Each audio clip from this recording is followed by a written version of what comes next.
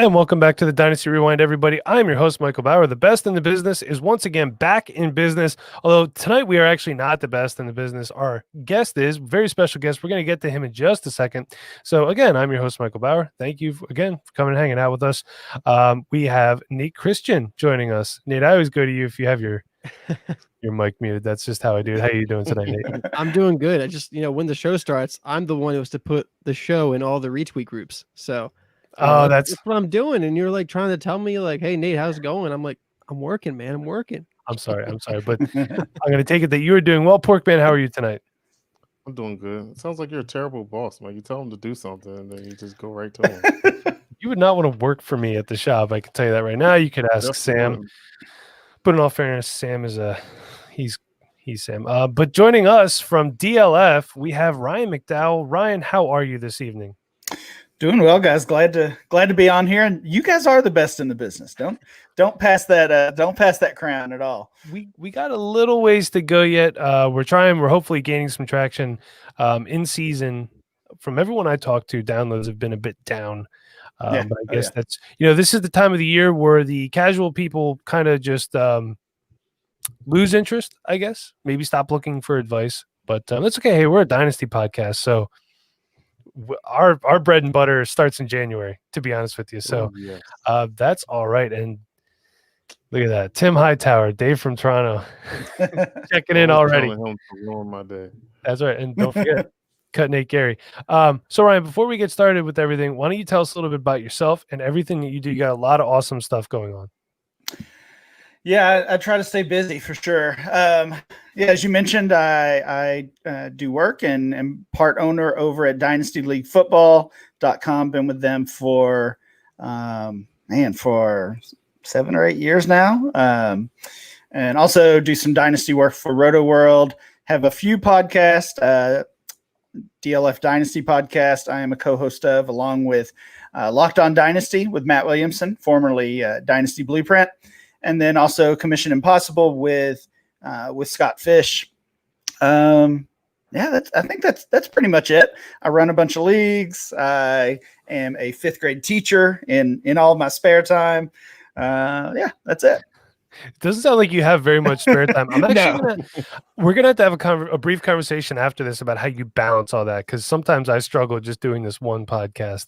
I actually had an Eagles podcast I was doing, and I stepped away just to kind of focus on this. But if you listen to that, don't stop listening.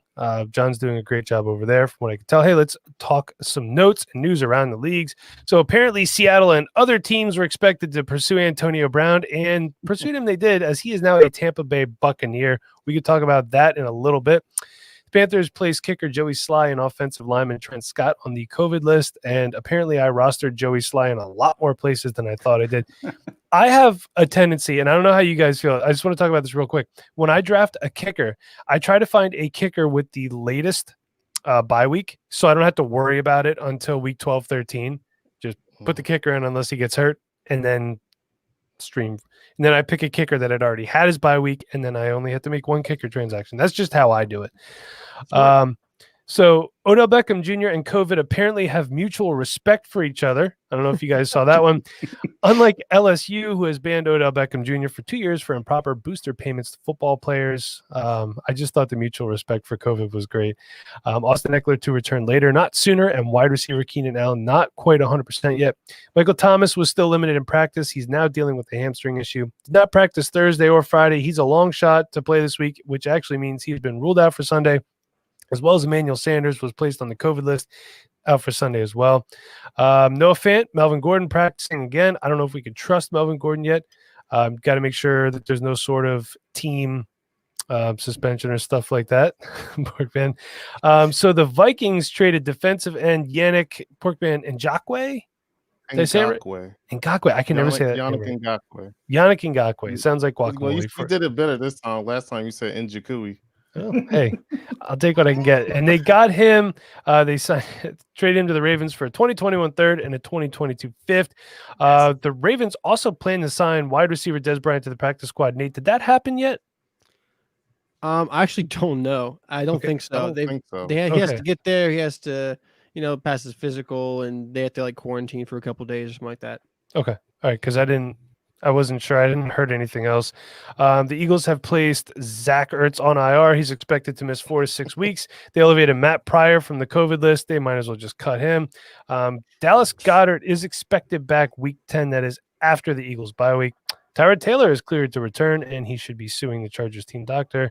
Jamison Crowder is absent from Jets practice on Thursday. I didn't get an update on today, but that's big. He's been putting up some monster PPR points. Unlike the Raiders this week, as their entire offensive line is on the COVID list, as is safety Jonathan Abram. The NFL has flexed Tampa Bay and Las Vegas to 4:05 Sunday. Arizona and Seattle has been flexed this Sunday night, although I really wish they would have flexed the Pittsburgh-Tennessee game to Sunday night because that's going to be an awesome game. Joe Mixon has been ruled out with a foot injury, so go pick up Giovanni Bernard. Sam Darnold back at quarterback for the Jets, barring any setbacks or mono, Porkman. Deshaun Jackson has a high ankle sprain, not an MCL sprain. Dr. Sean Fournette. Oh, I didn't see that in there. I'm just reading it. He will be placed on IR and is out indefinitely. Browns tight end Austin Hooper undergoes an emergency appendectomy. He's out Sunday and possibly next week. Packers running back Aaron Jones has a mild calf sprain. He's questionable for Sunday. The Bills have ruled out John Brown and Dawson Knox. Porkman. And the bye weeks for this week, Minnesota, Indianapolis, Baltimore, and Miami. So make sure you set your lineups there. That's a lot of news. Any quick reactions to Thursday night's bloodbath, Eagles-Giants? The only two I want to point out is Travis Fulgham is still startable, 5 catches for 73 yards. Once again, I believe he led the team in targets. We might have something there with Fulgham, Porkman. And Richard Rodgers stepping in. No Zach Ertz, no Dallas Goedert, 6 catches for 85 yards. Now, no touchdowns, but still, you're going to take 14.5 points from a waiver wire guy any day of the week. So, yeah. Any other reactions to the game last night? Honestly, other than the first drive by the Eagles and the last drive by the Eagles, everything in between was pretty hard to watch. Especially that Daniel Jones run. Oh, that hurt my soul. That was the best thing to watch of the night. I've seen it so many times today. They done made memes about it. They put Titanic music on it. They put when he fell, they had the Mario thing when he dies. That came on there. So oh my god, that's great. A whole bunch of crap. Did you see the one that had the Giants win or their odds of winning or whatever that's called? I actually shared that today too. That was, I don't know who made that, but he's just climbing up the hill. It looks like they're going to win. He falls. The Giants fall. It all goes to crap. Bad. That was great. But hey, speaking about that game, we got a pair of bets up, Porkman. So real quick, and then we'll move on through. So John Hightower, the over-under yet again. We picked John Hightower. Nate, look at you. So the over-under was 5 points, and he got 6.9 points on one catch again. But at least they didn't have to throw to him all game. And by the way, until Deshaun Jackson got hurt, he was looking good too. He was back. So let's see. The over was Nate, and the under was myself and Porkman. So I don't have any liquor with me. I'm just going to take a nice little drink of this beer. Porkman, drink up. I do want to say Hakeem Butler got one target in the end zone, and he was interfered with. Yeah. So I'm actually glad that they signed Hakeem Butler, to be honest with you, because I liked him.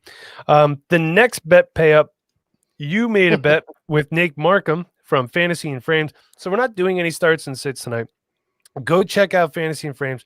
Those guys are going to cover you for starts and sits this week. They do a pregame show at 11 a.m. Subscribe to their channel on YouTube. Hit them up on Periscope or wherever else they do it. I think they have a Twitch or Facebook. I'm not 100% sure. They'll help you with your start to sits this week. We're talking Dynasty with Ryan this week, but the over-under bet, 7 tackles for Nate Geary. Nate took the over, and Porkman took the under, and he had 8 tackles. So once again, Porkman, he is, just drink. I don't want to talk about him anymore. Bad too. I'm like, first of all, when he got that sack, you see that freaking stupid snake signature thing he did? It was terrible. And he wears a smoke visor. He's terrible. So only Ray Garvin could wear that. That's right. And Jalen Mills shouldn't be wearing a smoke visor either. You got to earn that. Way. Yeah, exactly. So, All right. I'm going to do the Manscaped read through a little bit later. I want to get to some Dynasty stuff. But before we do that, Nate, would you like to talk about your Devy player of the week before we move on? Yeah, sure. So my Devy player of the week is actually John Mechie, who I was supposed to talk about last week until I went on a rant about my mock draft. That was great, though. I loved it. But you know what? It's good that I said it last week because he went off. And so let's see. The day is the 23rd. They're playing tomorrow. Last week he played Georgia. He had 3 catches for 50 yards. The week before that, Ole Miss, 4 for 75. And then the beginning of the month, they played Texas A&M. Just remember, this guy's a sophomore. Didn't really do much last year, but he's the 3rd wide receiver for Alabama behind Jalen Waddle and Devontae Smith. Against Texas A&M, he had 5 catches for 181 yards and 2 touchdowns. Yeah. This guy is the bona fide next star wide receiver to come out of Alabama. They just keep popping him out. It's like without even trying. Crazy. I mean, Henry Ruggs, Jerry Jeudy. Now we got Devontae Smith and Jalen Waddle, who could both be first round picks this year. And John Mechie's right behind them, just putting up numbers again. It means ridiculous what they do. So this guy, he was a 3-star recruit coming out of high school. Went playing some as a freshman, which is pretty impressive because it was Devontae Smith, Jalen Waddle, Henry Ruggs, and Jerry Jeudy. I mean, any other wide receiver getting even on the field is really hard. We got him there and, made enough plays. I think he had like 6 catches the whole season. But with the people leaving, he had a role to cut out. He had some competition. He beat it and taking over the number 3 spot for Alabama. He's looked good so far, looked explosive, making big plays. 78-yard touchdown, 63-yard touchdown. He's big play waiting to happen, and that's just what they do. That's just what Alabama does. They have big play wide receivers, guys who can run routes. He's going to get great coaching. He's still a sophomore. He's got much more improvement. 2023 draft class, this guy might be a first-round wide receiver, so it's a good guy to keep an eye on. All right, so keep your eyes out for John Mechie from Alabama. I mean, you're always paying attention to those Bama guys anyway, for the most part. And our intern, Sean, checking in, saying, here we go. Ryan, do you have any interns over at DLF? No, I need some, though. I'm a little jealous. Highly recommended. Highly recommended. You should definitely. We got the best intern in the community. Sean is great. So big ups to Sean. Also, we want to do an Ask the Intern segment. So any questions you have for Sean, get them on over to the show DMs. We just want to do something, show a little appreciation for Sean. He helps us out so much. Might not be anything that you guys necessarily see, but he really helps us behind the scenes, keeping this whole thing moving. So, we're all working and doing stuff and trying to give you guys the best content that we can. Sean, thank you very much for helping us out with that. So, Porkman, we're going to get to your greasy take of the week a little bit later. I want to talk some Dynasty with Ryan McDowell. That's why we're here, man. This is this right here. This gentleman is one of the first people I ever started listening to when it came to Dynasty. So, kind of coming full circle here. Let's see. Jake is saying, Ryan, I'll intern for you. Literally, no part of your show will improve. Deal. Question mark. How can I turn that down? I can tell you this. If Jake interns for you, your show will improve because he's fantastic. Great follow as well. And he has a fantastic podcast at Drinking and Talking Fantasy with Dustin Lund. Check those guys out. Highly recommended. So one of the things that you do that you talk about is the productive struggle, which I've been doing a lot of productive struggle this year, not necessarily by choice, but I'm sure we've all been having that. Hey, guys going on COVID. I have one league where in my startup draft, my 2 running backs were Saquon Barkley and Miles Sanders. So going into the season on paper is fantastic, and then reality happened. So my first question for you is, how and at what point of the season do you honestly assess your team? Are you starting week 1? Are you waiting until you're 5 or 6 weeks in to see what your win-loss is? You're looking at your competition. How do you go about doing that? I mean, well, you said it earlier, right? We're playing Dynasty. We're talking Dynasty. So I feel like I'm assessing my teams year-round, basically. And certainly once the season starts, I'm doing that every week. I've kind of fallen off a little bit, so I can't say I do it every week, but I try every week to basically like journal my teams.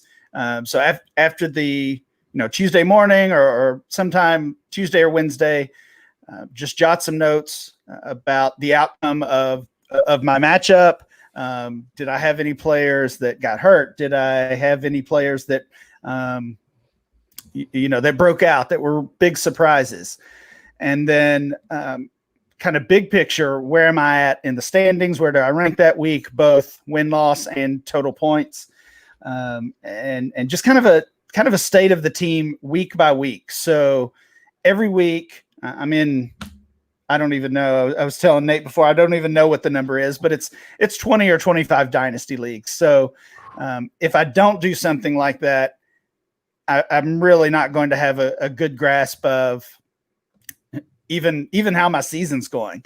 So trying to do that on a weekly basis as consistently as much as I can gives me that feeling for, do I need to make a move? Do I need one more player?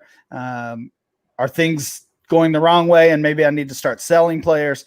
So really that team analysis and honestly league analysis is happening almost constantly. Okay. All right, that's good.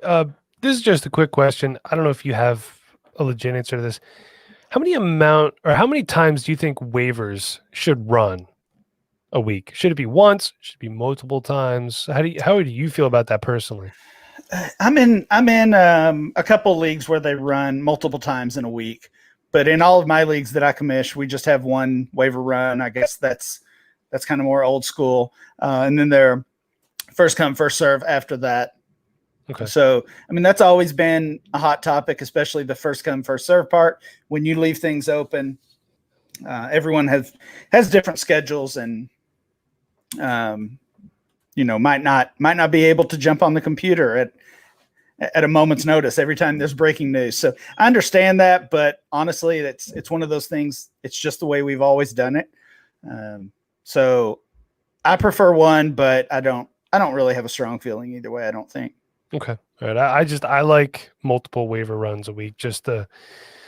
I got really screwed last week in one league. Just my kicker got out last minute or whatever, and then I had 2 defensive linemen go down, and it's like I had 3 empty spots on my roster, and there was nothing I could do about it.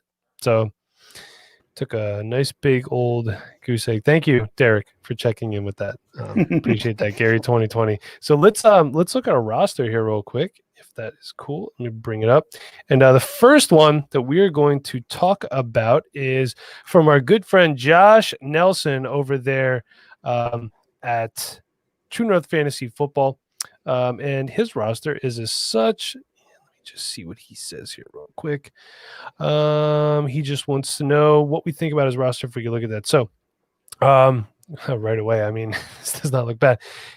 Quarterback, Russell Wilson. I'm not going to say every position. We got Ezekiel Elliott, Todd Gurley, Marvin Jones, Larry Fitzgerald, Jimmy Graham, Emmanuel Sanders in his flex, and Derek Carr in his super flex spot. And then we got on his bench Mitchell Trubisky, you could probably drop him, Tyrod Taylor, Andy Dalton, Naheem Hines, Eno Benjamin, Mark Ingram, Devontae Parker, Marquise Brown, Ryan Griffin, tight end from the Jets. And I think I got one more right here. My apologies. We got Mo Alley Cox. We got Irv Smith. Sorry, I couldn't read that. The Chargers defense. If this is Dynasty, there should be no team defense in Dynasty. I'm sorry. That is just one thing that I'm a firm believer in. His IR is Tevin Coleman, Marlon Mack, and Saquon Barkley. So he's got a good team here. I mean, right now, to me, it's looking like running back's just a little thin with Todd Gurley. You never know what he's going to do. And Zeke hasn't looked himself. It's feeling really good probably going into the year, though, with Zeke and Barkley. Yeah. Mm-hmm. He's doing a little thin on receiver, in my opinion. Yeah, with Marvin Jones and Larry Fitzgerald and Emmanuel Sanders, looks like he punted that position a little bit. Yeah, I don't know if this was a startup this year or not. But Ryan, do you have any thoughts on this? Yeah, I mean, it sounds like this is another team, like so many, that got hit by that injury bug, and Barkley specifically, losing him is just a killer to so many teams. I've got one that went from, I think I'm probably going to make the playoffs, to I might get the 101. Just that's how much of a difference that loss of Barkley can make for a dynasty team. Mm-hmm. I mean, with those wide receivers, like you said, and I mean, even Parker and Hollywood Brown have been a little disappointing this season, certainly not consistent. Mm-hmm. I don't know what Josh's record is, but this kind of feels like a team I might shop Zeke Elliott and see what I could get. If you can get multiple first, if you can get a first and a wide receiver, a young wide receiver, I would hit the trade market and see what I can do with that. Okay. Yeah. So, and if you're still contending, if you could get a very startable running back and an upgraded wide receiver for Zeke, that might be a way that I go as well. So let's do one more before we get to another question.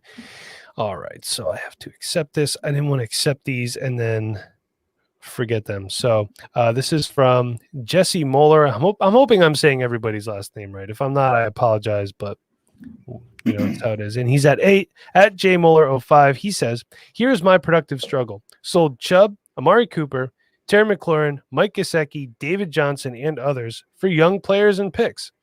So here we go. Joe Burrow, which I'm fine with. I love me some Joe Burrow. Mm-hmm. These two guys are his starting running backs, JaMychal Hasty and Cam Akers. CeeDee Lamb, James Washington, TJ Hawkinson, Laviska Shenault, Tim Patrick, who I think Tim Patrick might be relevant again, by the way. Mm-hmm. And then we got some IDP guys. Ryan, do you do any IDP at all, by chance? I don't. No, I tried a couple years and it was not my thing. Okay. So just too much for me to get a grasp on. Well, he does have TJ Watt, Roquan Smith, and I think this is Taylor Rapp from the Rams. And then on IR, he's got Dak Prescott. He also has Tua, Tariq Cohen, Mike Boone from Minnesota, Travis Homer. Miles Sanders is on his bench as well. Let's see here. That looks like it is a duplicate text right there. So we're going to go to the next one. J.K. Dobbins. Cedric Wilson, I think, is the guy's name from Dallas. Yep. Paris Campbell, Preston Williams, Greg Ward. That's right, Greg Ward. Jerry Jeudy, Tyler Johnson, Logan Thomas, Gerald Everett. He has some really, really talented wide receivers here. Blake Jarwin, Dawson Knox, Adam Troutman, and he has O.J. Howard also on his injured reserve. And we also youth. And he has 1, 2, 3, 4 first-round picks next year. Wow. So what I'm going to tell you, Jesse, is stick with it. You're going to be fine. That's right. My advice for you. Ryan, do you thoughts? The guys you mentioned at the beginning, was that Chubb, Amari, Gesicki? Does he have those on that roster as well? He sold those guys. He sold Chubb. Those guys. Okay. Chubb, Amari, McLaurin, Gesicki, David Johnson. And I'm completely fine with selling David Johnson, especially with the youth on this roster. Yeah, I love this team. And he's absolutely right. That is a productive struggle team. I mean, that's what I would say. It's funny. I was actually talking to my fifth graders this week about productive struggle, because one thing I see in the dynasty community is someone will say this is my productive struggle team, and in reality, you're lacking the productive part. That's just a bad team. And if you're not if you're not active on the waiver wire, if you're not making trades, if you're not collecting draft picks, if you're not the most active person in your league, then you're just struggling. You're not on your way to anything. So this, though, Jesse's team, he's got some pieces. Even as soon as next year, I would say, certainly if it's super flex. I don't know if he mentioned that, but Dak, Tua, and Burrow, these young wide receivers, and he's doing it the right way. When you've got a productive struggle team, don't load up on young running backs. If you're 2 or 3 years away from contending, so much could happen with those players. If you invest a first round pick in a running back, or obviously if you trade for one, I mean, they could easily be out of a job in 2 or 3 years, depending on just the skill set and the talent of that back, and obviously competition and things like that. So I think you said he had Akers. He's got Miles Sanders and Dobbins. I feel like he's going to be a contender as early as next year. Yeah, and if he comes out hot, he could sell one of these wide receivers for an upgrade at running back, and he could be a real contender real quick. So Jesse, take it on the chin this year, man. I trust me. I feel your pain, but you're looking good in the future, my man. So I think this is a team that 2 years from now will be dominant. Yeah. You should draft Najee Harris. Yeah, draft Najee Harris. And those running backs will be hitting their prime. Miles Sanders will still be, on his rookie deal. All these running backs will be hitting their prime 2 years from now. These wide receivers hitting their prime 2 years from now. Like, I think 2 years from now, this team's looking really good. Yeah. Yeah, especially with Dobbins, because Dobbins gonna have that whole backfield next year. Mm-hmm. He's gonna have a whole squad. Mark Ingram killing me this year. This is fun. Let's do one more. All right, this is from just says Infante, and you could find him at CL_257. Let's see. He does not give any parameters to his league or her league. I don't know. Okay, this was sent. I was going to say Carson Wentz scored really low in this league for some reason, but it was only a little bit into the first quarter. So we have Carson Wentz, Clyde Edwards-Helaire, DeAndre Swift, DJ Moore, Mecole Hardman, N'Keal Harry, TJ Hawkinson, James Washington, the ageless wonder Frank Gore. Then we have in a super flex spot, Patrick Mahomes. On the bench, we have Jameis Winston, Chad Henne. Yeah, he's there. Ito Smith, AJ Dillon, it's Porkman's boy, Zach Moss, Demarcus Robinson, D. Arnold. I don't know what his name is. He's a tight end wide receiver from Arizona. Yeah, Dan Arnold. Okay, that was an exciting name. Then we also have Andy Isabella, Jay Guyton from the Chargers, and Brian Edwards, David Njoku, Noah Fant, and on injured reserve, just Jalen Hurd of note. That's it. So got a decent team. Also, it looks like you do have an outstanding trade offer from what I could tell from your sleeper screenshots. So I want to take care of that. But yeah, I'm liking the team.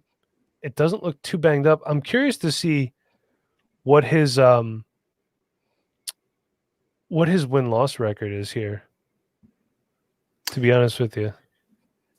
Yeah, I would guess it's not great. Unfortunately, feels very thin at wide receiver. That's what I'm thinking. Just with really DJ Moore as the main asset, and even he has maybe underperformed expectations this year. Of course, Swift got off to a slow start. I mean, Mahomes and Wentz are solid, obviously way above average in a super flex league. But this kind of feels like the opposite of the last team where they invested in those running backs, and that's not a bad thing. You get top picks, and that's kind of been the way it's gone. That's where you take running backs, but you just got to build the depth at wide receiver as well. So that's the missing piece. I think he's got the trade targets to go out and get some wide receivers. This is not a tear down or start all over or anything like that. Just needs those wide receivers. I would say target the cheap guys right now. Jamison Crowder still pretty cheap, a wide receiver 2 every single week. Guys like that are players I would look for in trades just to try to kind of get you through the season and then add some young pieces. I would also be inclined to tell him with what he has. I'm looking at his draft picks, not a ton of 2021 first, a couple seconds and a third. That's all I can see. I would actually try to get Sam Darnold as a QB3. Just because all he has behind Mahomes and Wentz is, and this is super flex, is Jameis Winston, Chad Henne. Yeah. So you want to always have that third quarterback, And I think a lot of people have soured on Darnold, so you could probably acquire him pretty cheap. I know his value is obviously going to be more in a super flex, but So I was on a podcast with Brandon from Deep Dive, and we were actually talking about what is Sam Darnold's value right now in a super flex league. Okay. What would you give up? What would you want if you were trading away Sam Darnold? It's kind of hard to gauge right now because in superflex leagues, quarterbacks usually go for a pretty penny. But I mean, if you really start to think about it, is there any way that Darnold is on the Jets next year? I don't think so. They're going to get the number 1 overall pick, and I know Trevor Lawrence is incredible. And yes, you want Trevor Lawrence over Darnold, not only because how good Trevor Lawrence is, but you get Trevor Lawrence going into 5 years of rookie contract, while Darnold is already halfway through his rookie contract. So it's not only just because, Trevor Lawrence is good, but you just get that extra rookie contract. I mean, there's no way that Sam Darnold is on that team next year if they get the first overall pick. It just wouldn't make sense. Yeah. So where does he go? He might not be on the team next month, right? I mean, hopefully for him, he does get traded. You've heard his name thrown around a little bit. I like Darnold as a trade target as well. I mean, even over the past year and a half, we've seen what Ryan Tannehill has done. Yeah. So it's not always the end of the line after a year or two of struggling as a young quarterback. And just for reference, I had someone, a league mate, asking about N'Keal Harry in a super flex league. I offered N'Keal Harry for Sam Darnold, and that was turned down, understandably. Yeah. Yes. So he's got a couple moves to make. Our intern Sean is texting me with some questions here. Sean, I didn't know you were allowed to do that during the. Here you go. Is it ever okay for players calling for or wanting to redraft a dynasty? That to me has to be an entire league. If there's no parity. I mean, if there's one team that's won 6 years in a row and everyone else gets swept, then maybe, yeah. Otherwise. Yeah, I don't know if I would ever see a situation where I would redraft the entire league. If that's what I want to do, I'm probably just starting a new league or joining a new league. I do in my leagues. I do offer what I call the second chance rule, which basically lets the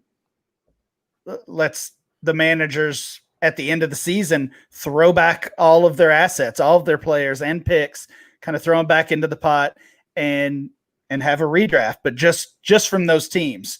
And then I also include the any orphans in that as well. So if 2 people leave the league, one other person wants to throw their team back. Now we've got a 3-man or a 3-person dispersal with all drafting from all of those players and picks that were on those rosters. That's cool. I like that. Yeah, I like that idea a lot. That's great because if you have, like you said, a guy leave a league and you have 2 teams that are just trashed, and you're like, we need to, we weren't good at Dynasty then. We feel like we're getting the hang of it. Let's try again. And I like that a lot. Yeah. And then I would just say, sorry, Mike, I would just say okay.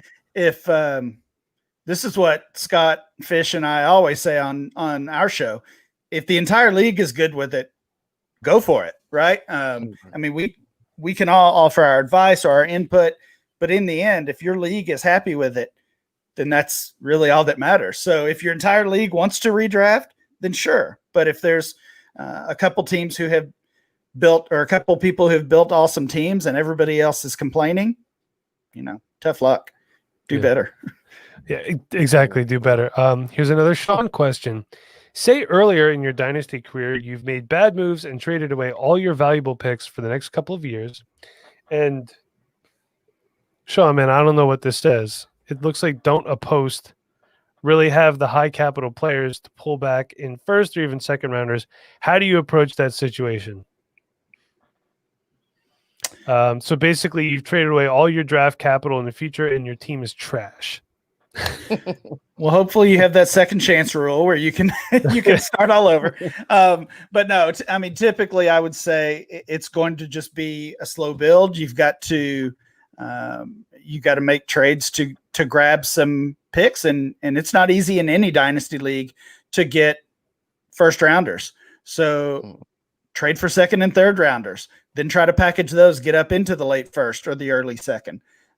But it's not going to be easy to restock those that draft pick pile, because nobody wants to trade them in general. People want as many as they can.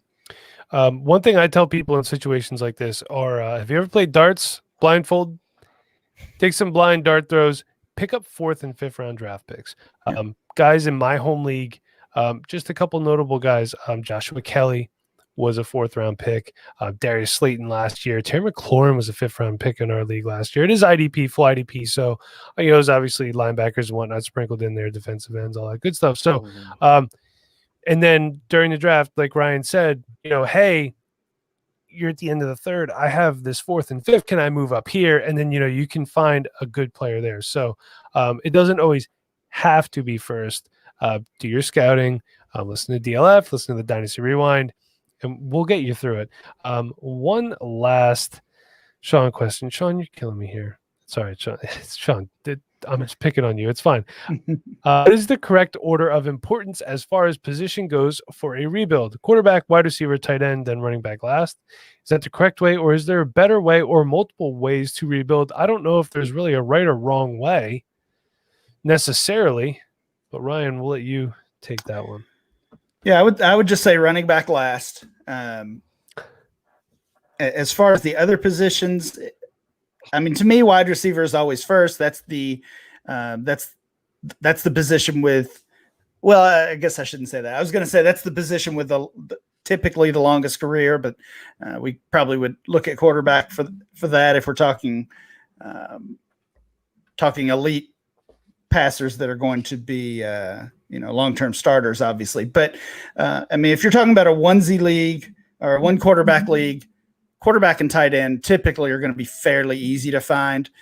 So I always focus on wide receiver.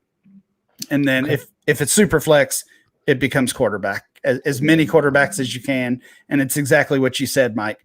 Grab guys off the waiver wire, own the backup to every top starter in the league, and then have some trade chips when the time comes. That's right. And don't forget, I know you may not need a guy now, but if he's on your roster, he cannot be used against you, and he could also be trade bait later too. So just keep that in mind. Hey, Mitch has a question here real quick. This is a good one. So in the redraft that we're talking about, what do you do with future draft picks? I assume that you throw that into the pool as well with all the players, right? Because every dispersal draft I've been in, all the players and all the picks were in that pool, and then you just picked from there. Yeah, I typically include those as well. Right. It does. I guess I would say if every team still owns all of their original picks, I just kind of let it ride with those teams.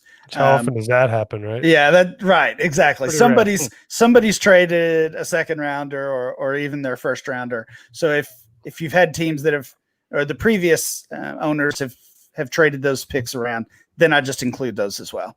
Okay. Right. So let's move on to another question for you. Okay, so I want to say, we're talking about, what should go first, quarterbacks and super flex, running backs in one quarterback usually.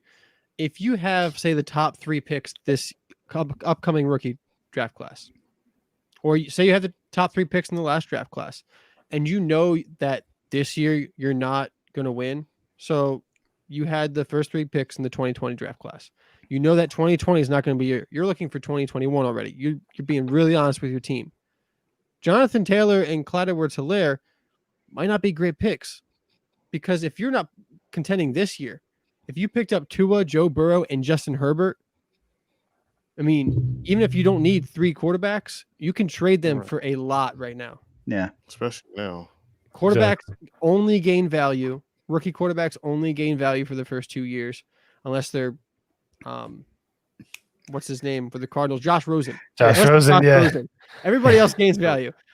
Even Mitchell Trubisky did. So, you draft those quarterbacks. They do well. You sell them if you don't need them. But quarterbacks are worth so much in super flex leagues. All right. So here's another one for you, Ryan. So how do you properly draft? Like, I know you talk about sometimes you go into a draft I'm doing productive struggle day one, which I love that strategy. I'm starting another startup next year. I think I'm going to productive struggle from day one. So this question's helping me out as well as our listeners. How do you properly draft and then manage in season the productive struggle? Because you don't want it to look like you're in straight up tank mode, because that does get under a lot of people's skin. Mm-hmm. Yeah, well, I mean, essentially you are tanking, but I think there's a right way to do it, right? You can do it on the up and up. You're still starting your best players. You have nobody on IR and starting lineups or on bye weeks. Right. You're still giving your best effort on a weekly basis, but by design, your starting lineup is going to be weaker than everyone else's. You know, if you've done it the right way. Going back to the draft, I mean, I'm focusing on, again, wide receivers.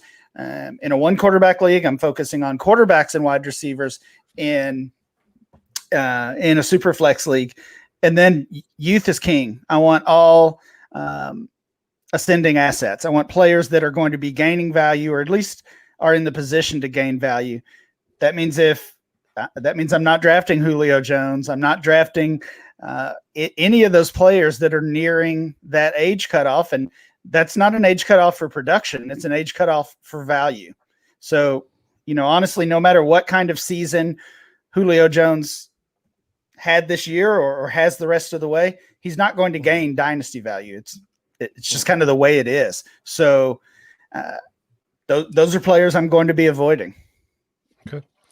Let's see. Let's look at some more rosters here. Get the show Twitter back open. Got a couple more here we'll blow through. All right, this is from Jordan Bulger. Hopefully I'm saying it right. Sorry, Jordan. I'll send a productive struggle roster me and my two college friends co-own. We also made 2 trades yesterday I will include. So pardon me, sorry. All right, so starting it out from the top, Russell Wilson, Cam Akers, Clyde Edwards-Helaire, Terry McLaurin, Will Fuller, Odell Beckham, Eric Ebron, Brandon Ayuk.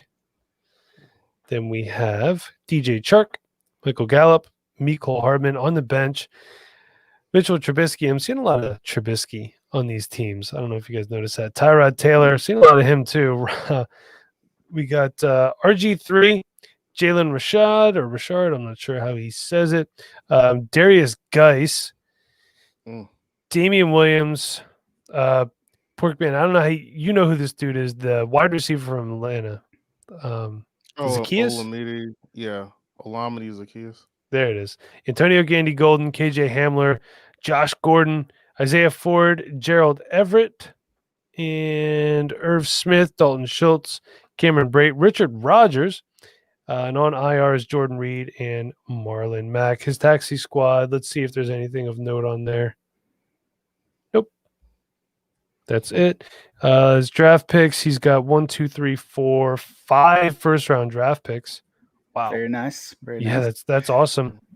And then, okay, let's see. He also, he sent, where are you on here? I don't know how the sleeper's doing these trades. I'm sorry. All right, so he's got this circled. So he received Mecole Hardman and a 2021 third, and he gave up Robinson from Kansas City, Justin Jackson, Josh Smith from the Jets, the wide receiver, and a 2021 fifth. That's pretty good for Mecole Hardman in a third. Trash. Yeah. And then in this other one, he gave up James Conner, and he got KJ Hamler, Antonio Gandy Golden, and a 2021 second. So not bad. He's got a decent roster here. I'm curious to see what his his roster, when you was naming them off in the beginning, it was actually pretty good. It seemed like he needs more depth on his bench, but some running back help. Yeah. But other than that, he's pretty solid with starters. Yeah, what stood out to me there? A couple of names stood out to me. Tons of youth, obviously, which you like to see on a productive struggle team. OBJ stood out like a sore thumb. You would move him? I would move him for sure. Okay. Absolutely. And then Josh Gordon. Those are absolutely 100% the type of players you should be picking up on a productive struggle team. I mean, we've seen it just today with Antonio Brown. right? Right. If Antonio Brown got dropped in your league, you picked him up 2 or 3 or 6 months ago, today's your day. Now you sell him for a second-round pick, and you move on with your productive struggle. Josh Gordon, I believe, is going to be eligible in a few weeks as well. So same situation. Can he drop Darius Geis? Yes. Yeah. I don't see it. I think him coming back and playing again it feels unlikely. Yeah, I mean, it always comes down to how many roster spots you have. So, I mean, in my kitchen sink leagues, which are contract leagues, we've got 30-man active spots plus 10 spots on the taxi squad. He's been dropped in most of those leagues. Okay. There's 5 of those, and even with basically 40 roster spots, he's been dropped. So, yeah, guys like Gordon and Brown get second chances for a reason. Kareem Hunt got a second chance. For better or worse, Geis has not proven on the field that a team is going to give him a second chance. He just hasn't been good enough to basically outweigh what he's done off the field. Yeah, I agree. Hey, Mitch has a good question here. What kind of value does Nick Foles have in a Superflex Dynasty League if you're buying or selling? I'm selling Nick Foles if I have him. I don't know what you could get for him, but I don't want him on my roster long term. A second? I think, right? Yeah, I think that's probably best case. I would definitely take a second for him. No one's given up a first for Nick Foles, and you shouldn't give up a first for Nick Foles. If you need a quarterback, I wouldn't mind giving up a second. If you think that you need a quarterback and you're contending you with everything but a second quarterback for some reason, then it's worth a second to just have a second quarterback. But yeah, it's not someone I necessarily want to have on my team. Yeah, Nate, it's like us on our Dynasty on our team. We had to pick up Nick Foles because all our other quarterbacks went to booty. But we got lucky because he was a free agent. Well, hey, he's starting now, so you're good. So this next one is from Ross at rspino. I don't know what app this is on, but I've never seen anything like this before. I'm going to tell you right away, you need a quarterback upgrade. He has Dwayne Haskins and Daniel Jones. We could agree with that. Great. His only other quarterback on the roster is Jalen Hurts. Austin Eckler, Royce Freeman, Justice Hill, Travis Homer, Jonathan Taylor. Need a running back upgrade. DJ Chark, N'Keal Harry, Andy Isabella, Colin Johnson, Terry McLaurin, Jacoby Myers, Riley Ridley, Steven Sims, Juju Smith-Schuster, Harrison Bryant, who wheels up on Harrison Bryant this week. Nate, right? Yeah, you're a fan. Yeah. Jack Doyle, Irv Smith Jr., Mike Badgley, the Tampa Bay Buccaneers defense. Stop with the team defenses and dynasty people. And kickers. Yes, we get rid of. I actually don't mind the kickers as much. I did a league once with punters, was actually kind of fun. Paris Campbell, Isaiah Coulter, Jalen Reagor, and Cortland Sutton. So yeah, quarterback. Having Jalen Reagor and Cortland Sutton on your IR. Yeah. If the end sounded good, the beginning sounded like Dookie. Yeah, I mean, when you got Colin Johnson that you might be starting. Yeah. Although I did like him doing our film study. But what do you think, Ryan? I mean, quarterbacks stood out to me big time. Although at the beginning of the year, it didn't look like it was going to be that bad. Yeah. Again, if that's a super flex league, we're in trouble here. I do like the wide receiver depth. Of course, Juju is disappointed. Reagor and Sutton have been out. Feels like every one of these teams we've looked at tonight have had Irv Smith, which I think that's a good thing. Finally starting to. Actually, you're right. Just about every team has had either Irv Smith or Mitchell Trubisky on it somewhere. Or N'Keal Harry. Yeah. So yeah, obviously invested an early pick in JT, and I still think that'll pay off. I mean, but with Reagor and Sutton and Eckler, he's just been hit hard, and then Jones and Juju have struggled. I mean, both of those guys, if we're talking super flex, both of those guys were basically third round picks in startups this year, and they've given us almost nothing. Yep. Sorry, just responding to someone for that. Yeah, I mean, I think this team, like Ryan said, I like the wide receiver depth a lot. There's some good names there and some really good names for next year. Once Cortland Sutton's back and Rager at the end of the year, like you said, quarterback. I mean, I think this one's pretty straightforward. Yeah, speaking of Rager, he got his cast off today. Might be back after the Dallas game. After the Dallas game, I think after the Dallas game, I think they played the Giants. And then I thought they had their bye week. Is it? I thought it was bye week then Giants. You could be right. I don't remember.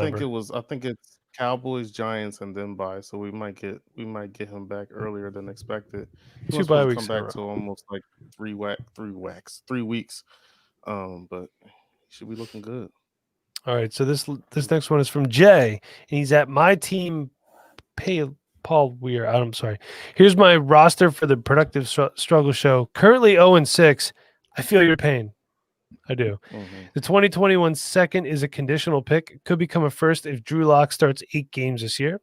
The pick is shaping up to be a good one, as the owner is also 0-6. Love the show. Thank you. And we love that you are listening and hopefully watching as well.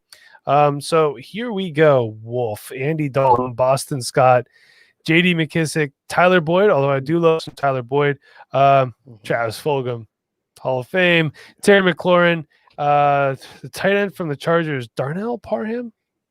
Donald. Yeah, Donald. Okay, there's a D in there. We're good.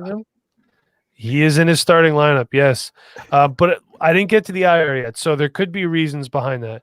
Michael Gallup, Tyler Lockett, Damian Harris in his super flex spot. Feel your pain there, my man. I had to start Gus Edwards in a super flex spot a couple weeks ago. His bench, Dwayne Haskins, Tevin Coleman. Let's see. This is Duke Johnson. And by the way, Sleeper, you need to put, if it's DJ Johnson, please put a J so we can tell, because I traded for Duke Johnson last year thinking it was David Johnson. Tyler Irvin from Green Bay. And then let's see, Sony Michel, Royce Freeman, Alexander Madison, like him, Justice Hill, J.J. Taylor, D.D. Westbrook, J.J. Arcega Whiteside, trash, Preston Williams, and we also have Jay Guyton, again, Dallas Goedert.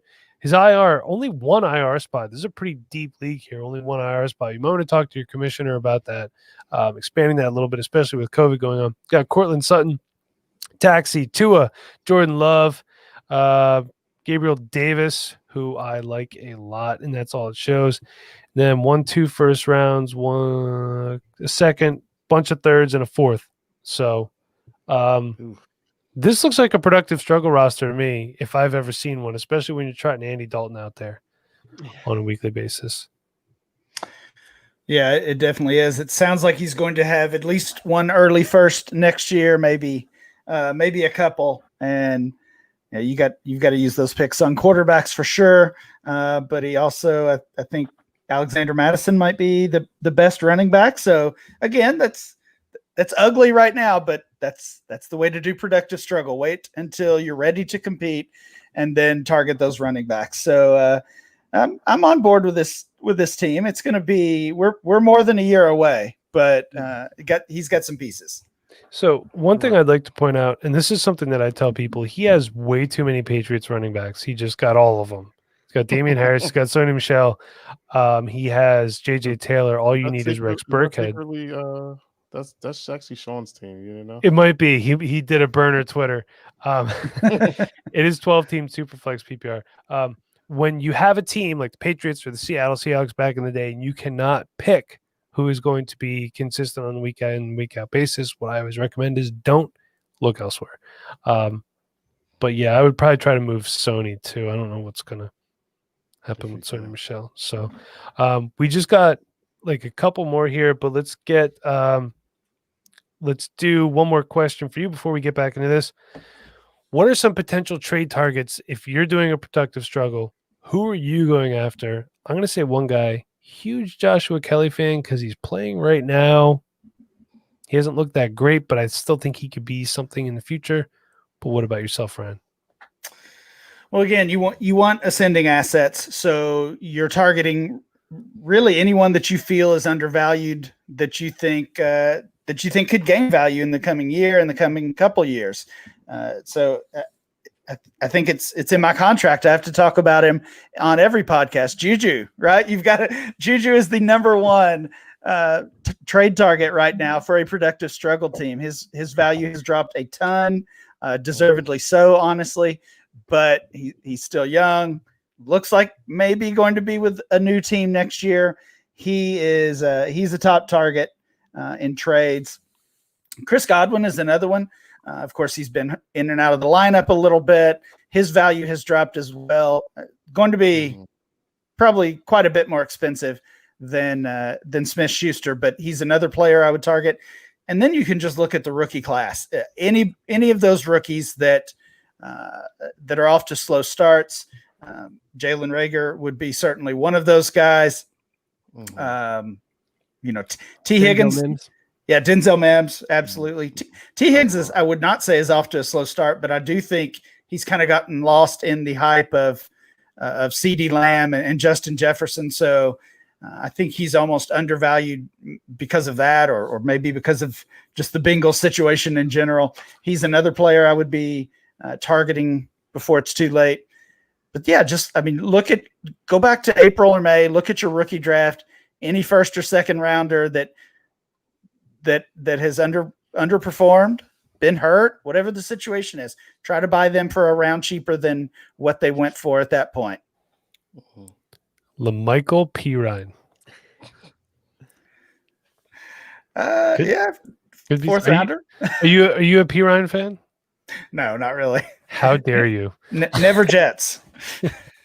Well, not a bad mantra. Nate and I were fans of his before he got drafted by the Jets. Right. So, we're holding out hope that Gaze gets the boot. Somehow he still hasn't. I don't know. Well, the good thing about Pirine. Oh, sorry, man. No, you're good. The good thing about Pirine is, first of all, he's still cheap. Second of all, it almost certainly will survive this regime. There's going to be a new coaching staff next year. No reason to get rid of a guy like Pirine. I don't think he's going to be the starter next year, but hopefully, surely this is maybe assuming too much with Adam Gase, but surely this guy gets his chance later this year, and they finally give Frank Gore a rest. So, yeah, sure, absolutely, take a chance on him now. In shallow leagues, he's probably still on the waiver wire. Yeah. Not if you're in a league with me, because I guarantee I drafted him. Justin wants to know temperature check on Andy Isabella, Quintez Cephas, Darnell Mooney, and Gabriel Davis. I like all of them. Yeah, I'm not a big Isabella fan, but I am a fan of Quintez, Darnell, and Gabriel Davis. Gabriel Davis at one point had almost a 100% catch rate as well. And John Brown is out again this week, so Gabriel Davis could be a very good start for you this week. Yeah. What do you guys think about these guys? I still am not convinced on Andy Isabella. I'm not sure if I ever will be. He just seems like a very boom bust downfield threat. He can have a great fantasy week on 2 targets, and he can also just put up goose eggs for 4 weeks straight. If I have him, I'm selling high. He had a great game against the Cowboys, so right, I believe so. Everybody does. Yeah, who hasn't? I still like Cephas. He's been quiet. He actually got dropped in a Dynasty league that I'm in, and I tried to pick him up, but Phil Pennington, who's a friend of the show, got him over me. Darnell Mooney, we love that guy. We know it. Chev loves that guy. He's like the number 2 wide receiver right now over Anthony Miller. He's balling out. And we talked about Gabe Davis. With John Brown out, it's a great opportunity. Yeah. Any thoughts on this, guys? Anything to add? He hit it all on the head there. Andy Isabella, you got to pretty much wait until he gets one of those boom games, like he was saying, because he gets a lot of deep targets. I think he got missed twice last week on overthrows. So if he gets one of those, you can probably just sell him for something, especially if you're trying to rebuild. We always talk about Cephas with his contract. With the wide receiver contracts on Detroit, Marvin Jones is not coming back because he's old as hell now. He's not playing well at all. He's really not playing well. Yeah, so Cephas most likely will be the number 2 next year. Mooney, he was another person that was getting overthrown. Wide the hell open. Great route runner. So I love him, and I'll be talking about Gabriel Davis later. Okay, great. Ryan, anything to add to those guys? Yeah, Davis is probably my favorite of that group, but I think they're all worth taking a shot on. Isabella, I mean, when he's been given targets, he's performed. So I don't know. It kind of hurts to see them keep rolling Fitz out there. We might have to wait another year or the rest of this year for Isabella, but all those guys are cheap enough to take a chance on. So sure. Yeah. And we're all fans of Quintez here, especially.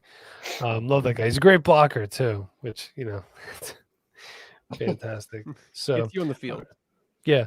Ryan, do you have time for just like maybe one or two more? I don't want to keep you all night. Yeah. Let's go. All right. So this is from, let's see, Jared Brewington.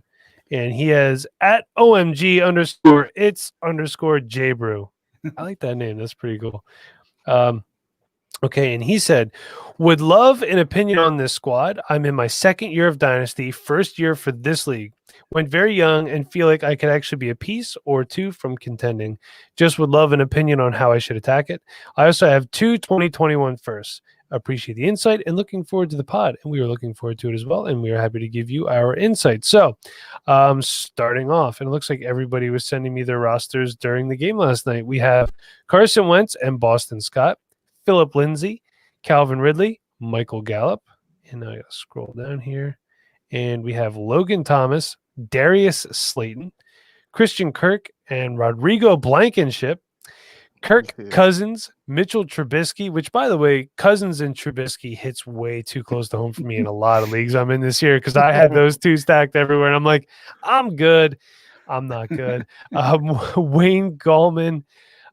We got Jonathan Taylor, Mark Ingram, Tim Patrick, Jerry Jeudy, CeeDee Lamb, Jonnu Smith, Irv Smith, Dan Bailey. Also, don't roster 2 kickers. Stream them, man. And then on IR is Marlon Mack and Blake Jarwin. On his taxi squad, he has Jake Eason, Brian Edwards, Anthony McFarland, and that's it. I mean, honestly, I think you can move some of these lesser guys and bring Brian Edwards up off your taxi squad. But thoughts on this roster, Ryan? We're going to start with you. Well, he's got the Irv Trubisky stack, so that's a good start. That's how we're doing things tonight. It's common.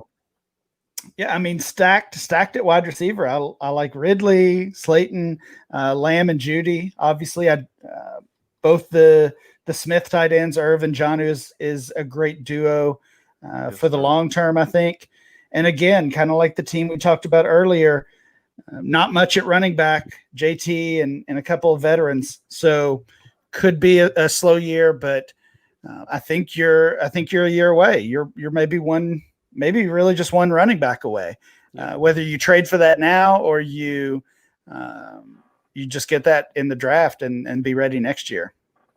I will say this, though, last night the Carson Wentz Boston Scott stack certainly worked out for you, and I'm assuming probably picked up Boston Scott off waivers. So, well, and that's another key piece of productive struggle is roster those backup running backs, because if you're focusing on wide receiver early in the draft and you're not drafting running back until 7th, 8th, 9th, 10th round, Boston Scott and guys like that is who you're going to end up with. Tony Pollard and Alexander Madison. Yeah. And when the injury does hit, you can either put them in your lineup and compete, or you can trade them. Yeah. I mean, I got multiple offers for Gio Bernard today in leagues. So he's suddenly the hot asset just because he was a backup running back that I grabbed, later in the draft. Yeah. Did you move him at all? Anywhere? No, I didn't. It wasn't a great offer, or they weren't great offers. So I'll hold on for now. Yeah, I mean, hey, look, he's going to start this week. So, and depending on what your lineups look like, I mean, he could be a guy that you plug in, or like I always say, can't be used against you if he's on your bench. So let's do one more here, and this is from Mitchell Smith, and it's at Mitchell5Smith. He's telling me that IR is crazy long because we added spots for COVID, usually only one IR. Scroll past IR to see my 4 taxi players. Thanks. Okay, so he actually just included me a link here, which is nice because I don't have to go to different pictures. So everybody else, do it like Mitchell does it from now on, however he did this. Deshaun Watson, Mike Davis, Antonio Gibson, Porkman, Okay. Tyler Lockett, Tyler Boyd, TJ Hawkinson, Joshua Kelly, Zane Gonzalez, another team defense, and the Giants defense on top of it. Jameis Winston, Le'Veon Bell, Philip Lindsay, Jermichael Hasty, Brandon Cooks, Corey Davis, Juju Smith-Schuster. We're seeing a lot of Juju on these productive struggle teams too. Mike Williams, Marquise Brown, Jalen Reagor, Hunter Henry, IR, Cortland Sutton, and then, wow, that is a very expansive IR. Then his taxi squad, Drew Lock, Michael Pittman, Quintez Cephas, and Eno Benjamin. I love your taxi squad. I'm just going to throw that out there right now.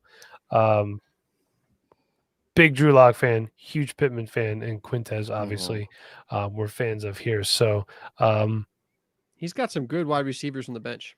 He really does. And I mean, but then again, in all fairness, he's starting Tyler Lockett and Tyler Boyd as well. Yeah. I mean, but he could probably take Joshua Kelly out of his flex spot and put a guy like Corey Davison, Mike Williams. When Jalen Reagor comes back, why is Jalen Reagor not on your IR, by the way? Just out of curiosity. It also doesn't show an injury designation, but it's stuff like this. We also made acceptances for if a guy was listed as out, you could put him on your IR just to kind of free up space and let people do that. So, Ryan, your thoughts? Another similar roster with the heavy group of wide receivers that we love to see, especially young guys, Reagor, and Hollywood Brown off to a little bit of a slow start. Still some hope for him. Jameis Winston is another player we've had rostered on a few of these super flex teams, which I like to see that as well. Have to think he's going to follow that Teddy path to be a starter after being a, I guess, high upside backup, you could say, specifically with the Saints in both cases. So I like adding Winston to Superflex rosters. He might be 2 running backs away. So, but he's got the he's got the depth to make trades now. So this is one of those, he doesn't have to wait if he's middle of the pack or 4th or 5th overall in the league. Go get a running back and take your shot now. Yeah, I like it. Ryan, I don't know how much time you have. I have 2 more teams on here. I would love to get everyone on the show and not leave anyone out if I could, if you have just a few minutes yet. Was that cool? Yeah, let's do it. Okay, great. And then we just, Porkman's going to do a greasy take of the week for us, and then we're going to be good. So let's accept. And this is from Mark at Lord Stugatz. Would love for you guys to take a look at this roster and let me know how you'd proceed. The league is moving to Superflex next year. So, Ryan, that might be something you want to touch on, how you transition from a 1 quarterback to Superflex. I thought I had my wide receiver core of the future set in Juju and DJ Moore and would just have to solve my running back situation. Not too sure now. The first thing I see is it's an ESPN league. So that should stop for Dynasty. I've heard ESPN's not good for Dynasty. I could be wrong, but I don't know. Just go to Sleeper, man. It's free. We got Carson Wentz, DeAndre Swift, Philip Lindsay, Juju Smith-Schuster, DJ Moore, Corey Davis, Jonnu Smith, Greg Ward. And then he's got some IDP guys in here. He's got Devin White, Yannick, something or other. Porkman, I'm not going to try that. Then his bench is Stafford, Mecole Hardman, Curtis Samuel, Jared Goff, AJ Green, Jonathan Taylor, Brian Edwards, Van Jefferson, first Van Jefferson sighting of the night, Tua, Tim Patrick, Noah Fant, and this is the last one here. Where are we at? Darnell Mooney, Justin Jackson, Justin Jefferson, James Washington, Irv Smith Jr., and Jalen Reagor. He was right about his wide receiver core being really good. And if you're usually, from what I had heard, and this is what is it because my hand movement? Ready. No, he's ready for Superflex already. Yo, his Superflex is going to be awesome. It's crazy. But don't they usually, and Ryan, Garrett told me this once, Garrett Price, former co-host of the show, he said usually what they do when you go from one quarterback super flex is you can keep one quarterback and you put the rest of the quarterbacks in a pool and you kind of do a dispersal. Yeah, I've seen it handled a lot of ways. That's definitely one of them. Basically, have people drop their excess quarterbacks, whether they keep one or two. I know Matt Price, the co-host of mine on the DLF Dynasty podcast, was in this situation and came up with some elaborate formula for how it was going to work based on the quality of the quarterback or the dynasty value of the quarterback. I mean, to me, honestly, I've never had a league where we transitioned from one quarterback to super flex. I do have a series of leagues, my hyperactive leagues that have been around for about 15 years now. They're one quarterback leagues, and I really wish they weren't. But to me, it's just too messy to make the change. So it can be done. It's been done a lot of times. For me personally, like I said earlier, I'd almost just rather start a whole new league. Or if you're totally unhappy having that one quarterback league, maybe that is a time where you just redraft the entire thing. But when you said that before you started naming the players, my suggestion was going to be find the guy in your league who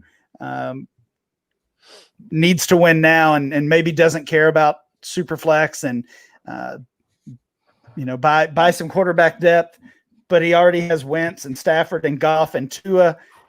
He's ready to go. I would still do that. Like if you can get a fifth starter, sure, go for it. Yeah. But he doesn't have to.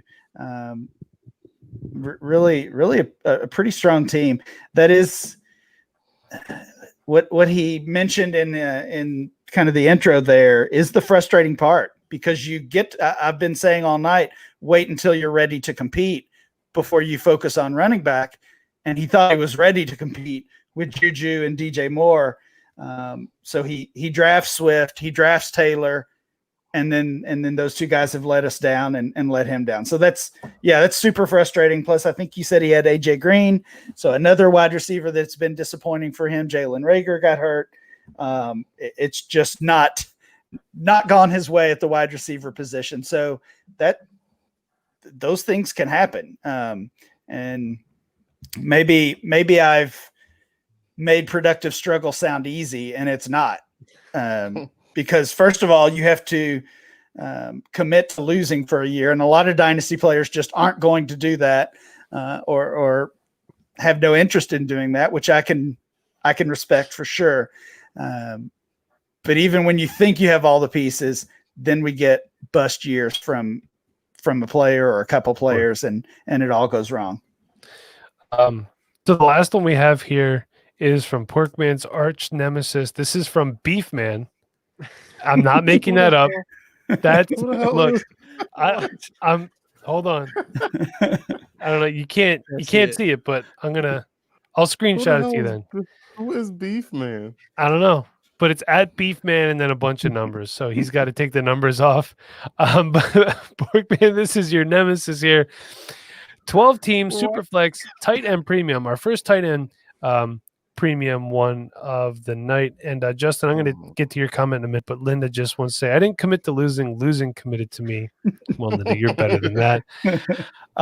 So he is currently 2-4, and he is the lowest points for in the league. Again, Beefman, I feel like paying. Beefman rolls off the tongue really good. It's a little easier to say than Porkman, if I may say. Beefman, do you do any podcasting? Oh man, trying to get rid of me? No, I'm just kidding. All right, so he has Cam Newton, Joe Burrow, and Tua Tagovailoa. I'm already liking your quarterbacks right here. Saquon Barkley, J.K. Dobbins, Cam Akers, Antonio Gibson, Frank Gore, Boston Scott, Jeremy McNichols, JaMychal Hasty. These people must be listening to Dynasty Rewind because there's a lot of JaMychal Hasty out there. Yeah, DK Metcalf, Cooper Kupp, Deebo Samuel, Laviska Shenault, Jalen Reagor, Andy Isabella, Tyler Johnson, Isaiah Ford, Randall Cobb, Mike Gesicki, Chris Herndon, Trey Burton, David Njoku, Dawson Knox, Jay Sternberger. Then he has 2 21 firsts, 2 22 seconds, and then 2 22 first and a 22 second. My observation from looking at this team out at the gates, if it's tight end premium, I would look at a tight end upgrade somewhere. Just because Dawson Knox has been hurt, Sternberger is killing me this year. Trey Burton. Tell you. Yeah, well, I took my shot. I believed in my guy. He's just not believing in me. Yeah, I'm having the same thing. I have the same problem. Best trade ever made to Mike. Okay, moving on. Ryan, what do you think of this team?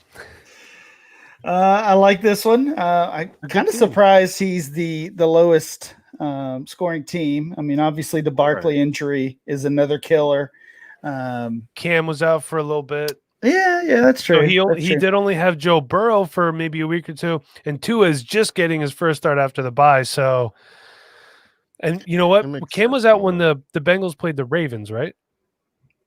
Yeah, I think that's right. So Joe Burrow didn't really do you any justice that week, for sure.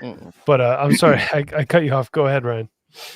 No, I'm just thinking if you've got a super flex team and you've got Burrow, Tua, Barkley, and DK, that's a pretty strong start. Plus J.K. Dobbins, Cam Akers, Cooper Kupp, and Rager. I love this team. I'd probably try to move Cam. You're not competing this year anyway. See if you can get some nice value for Cam in that super flex format. Another a lesser quarterback and a pick or some wide receiver depth. Other than that, I like that team quite a bit for the long term. Yep. Yeah, good looking team.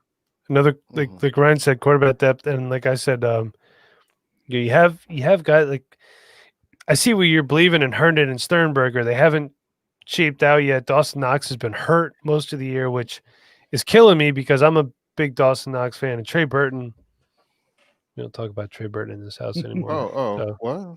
He was good, right? Last week? Just throwing that out there, Mike. Was he? I don't know. Was he? Oh yeah. Got 2 touchdowns. I was a week early. So Beefman, thank you for checking in. And I'm really excited about this rivalry you're going to have with Porkman because I said so. Last question of the night, Ryan, for you. Would you move Amari Cooper for a couple of young guys like Michael Pittman and Quintez Cephas, or not enough for Cooper? Seems a little light. Yep, not enough at all. I've been surprised with Cooper's value this year because it has been trending down. I do for the Locked On Dynasty podcast, I do a weekly Dynasty value study. Actually, I do 2 of them. It involves some Twitter polls, basically placing one player against a group of other players from his position. We've done, of course, several wide receivers. So Amari Cooper has been involved in a lot of those, and he's lost every single one of them, I think. I don't get it. I feel like he's playing the best ball of his career. And of course, a lot of that was obviously with Dak Prescott when he was healthy. So we'll see how the rest of the season goes. But Cooper's value has been trending down, and I don't really understand why. So I like Pittman. If Pittman is the secondary piece in this type of deal, I would consider it. But here he's basically the main piece, and that's not good enough. Yeah, you'd have to definitely probably throw another pick or a pick in there of some value. All right, one more here because Frank, you've been patient. Do you consider trading a top asset for multiple lower ranked players while contending? Example: Juju, Kenny Galladay, Michael Thomas, and Chubb. I mean, I guess it depends on team need. Yeah, if you need to fill multiples, and we talked about this earlier. Ryan, you said the one team you would move Zeke, and try to fill out a bunch of different positions. So, yeah. Yeah, and it goes back to really the first conversation that we had on the show, assessing your own team and assessing the league as a whole. So if you can move, I mean, of the guys he's mentioning there, Michael Thomas is a player I'm concerned about, not only for this year with these injuries and this off-field, or maybe I shouldn't even say off-field, but this incident with a teammate. It's I don't know. It's just starting to feel a little bit like the Antonio Brown thing. Like things just keep happening with this guy, and just like AB, it came out of nowhere, right? Like Brown was, all we knew was that he was a superstar on the field. We never heard anything about off-field issues. And then a year ago, it just starts popping up with one thing after another. And it in some ways, it was very surprising, especially to, outsiders, I guess. Maybe people in Pittsburgh kind of saw it coming. I hope this is not the same situation, but now a couple different little injuries, this fight with a teammate, and some kind of weird Twitter comments. I would not be afraid to move Michael Thomas right now. Yeah, and if you call him Slant Boy on Instagram, he will block you. You could ask my friend Cody. That's the highlight of my year so far. Frank also saying Ryan and Matt do a great job on Locked On. So I appreciate that. Frank's a fan of you. Frank, we're a fan of you as well. You're awesome, always in here supporting us.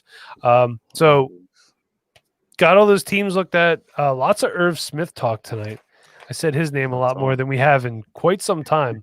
Same with Mitchell Trubisky. We haven't talked about him in a little bit. But all right, so Porkman, your greasy take of last week was Travis Fulgham will continue to shine and be a wide receiver 1 this week against I had Baltimore. Oh yeah, that was previous week. I'm sorry, Baltimore. Yeah, sorry. So 6 for 75 and a touchdown. I don't know if that put him in wide receiver 1 category. I didn't have a chance to look.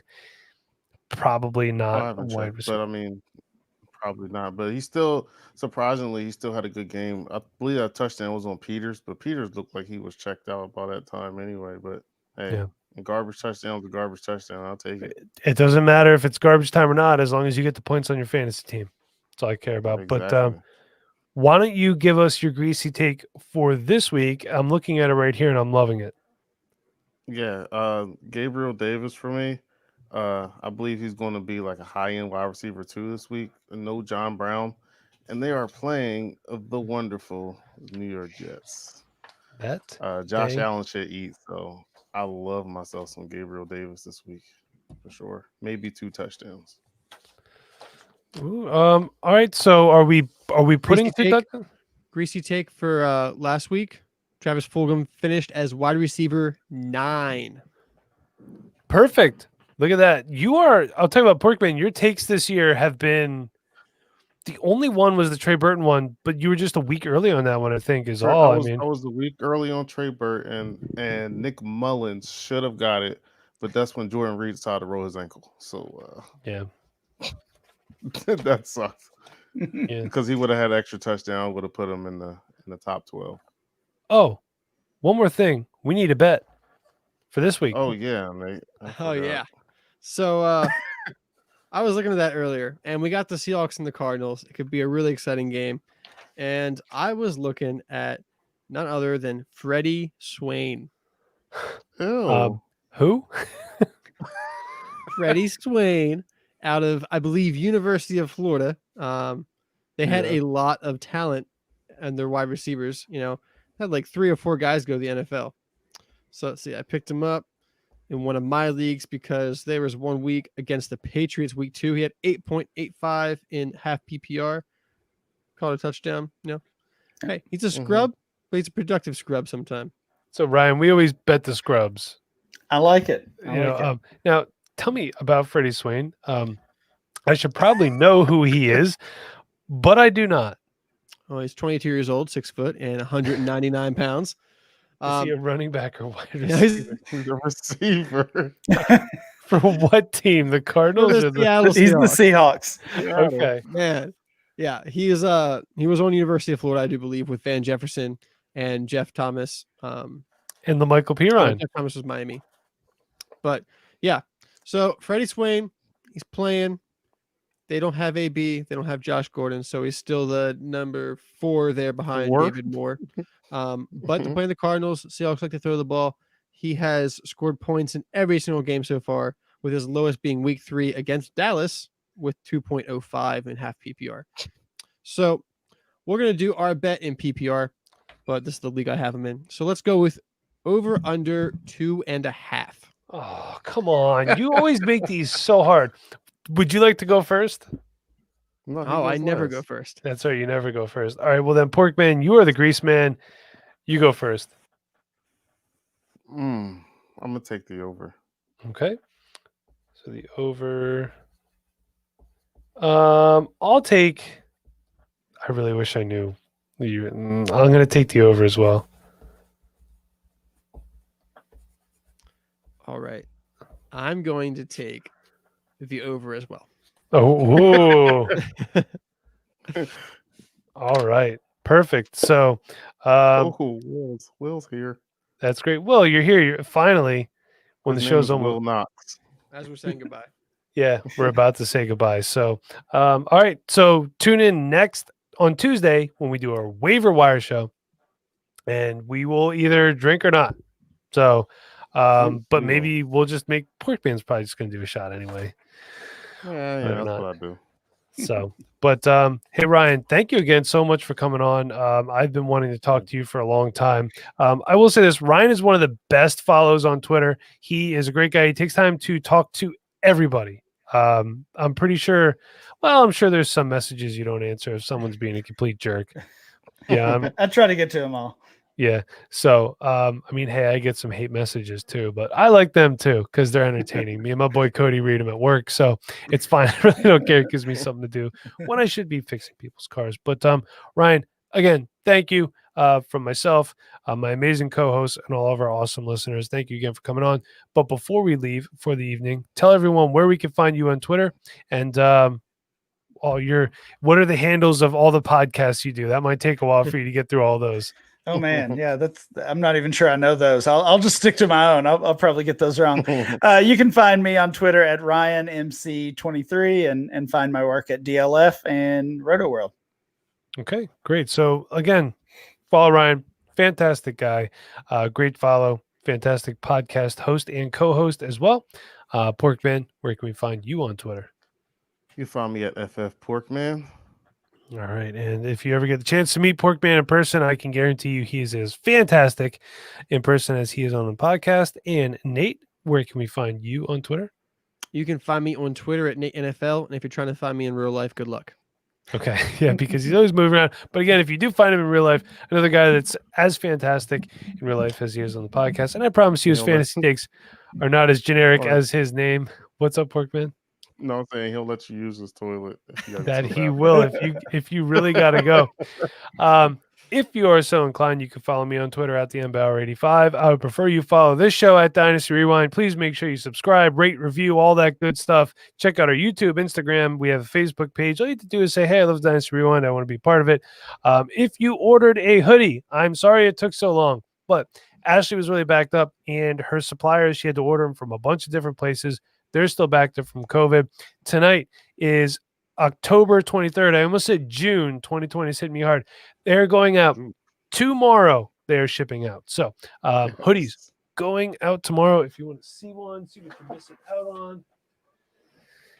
It is as soft as our shirt. And yeah, look at that right there. In all its glory. And let me tell you something. These actually turned out better than the trial hoodie that she gave me too. The screen printing is fantastic. Check her out, Ashley at Soul Surfer Screen Printing. Find her on Instagram. Guys, she is attractive. Do not be creepy. But until next time, everybody, be kind. Please rewind. Thanks for watching. Thanks for listening. We'll see you next week, everybody.